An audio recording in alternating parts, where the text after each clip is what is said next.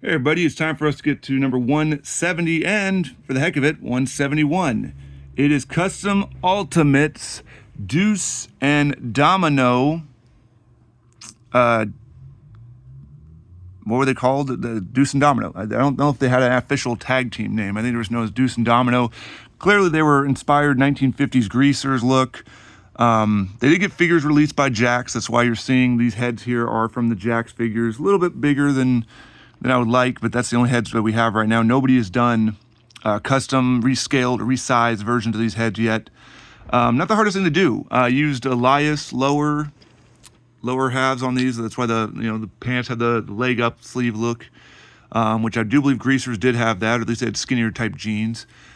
Standard arms with wrist tape, and then just 2 t-shirts off of eBay. And these actually use Stone Cold torsos. I just used, at the time I was getting a bundle of Stone Cold torsos. People have blamed me for the rise and the expensiveness of the Austin Ultimates because I probably have dissected over 200 Austin bodies to make my custom army or, my custom Ultimate collection. So I apologize that he's now 70, 80 bucks. Sometimes you can get him. I got one for only 40 recently, so I'm still finding them out there and I still use them, to this day. With the possibility of the crowdfunder having another Stone Cold, who knows? Maybe that will, bring him back into prevalence. Of course, that's a crowdfunder, and that's only if it gets funded. And who knows how expensive that will be?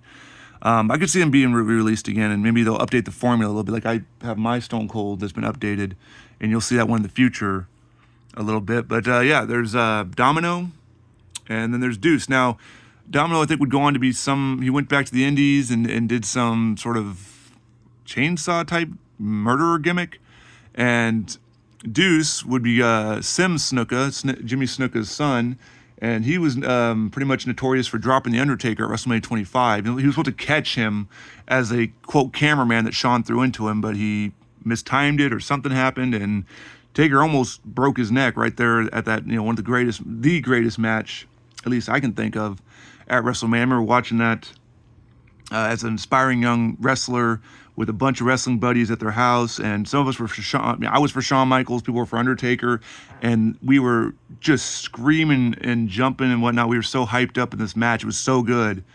The end result, just everyone was tired. After that, we didn't care about the next match. But not the hardest to do. You just need to get some shirts off eBay. Look for the ones that, of course, fit like the 6 size inch figures. If you go 12, they're going to be too bulky. If you want to build old Ruthless Aggression tag team eras, there's Deuce, there's Domino. Not the hardest to do. Again, it's going to cost you a little bit. Austin torsos are spendy. You could probably use Roddy Piper or Terry Funk torsos. Heck, you could even use a Rock torso if you really wanted to. Newer torsos, unless you have to want to really modify it, I would just go with the standard ones because you can just connect them to Elias lowers. Elias, he's had a few figures out there, so he's not too super expensive. You can probably find some. I mean, you could also go with the John Cena Fast and Furious 9 look if you wanted those more leathery looking pants. But again, they were greasers. They weren't, I don't know if leather was a kind of an in thing back in the 50s. So for now, if they ever make custom heads that are resized, will I buy those and switch them? Yeah, I probably will, because these are a little bulkier than I like. One rattles a little bit too. I think it's one of my early attempts. So again, guys, that didn't require any painting, any trips to any specialty people. So that's Deuce and Domino, number 170 and 171. Check back with 172 tomorrow.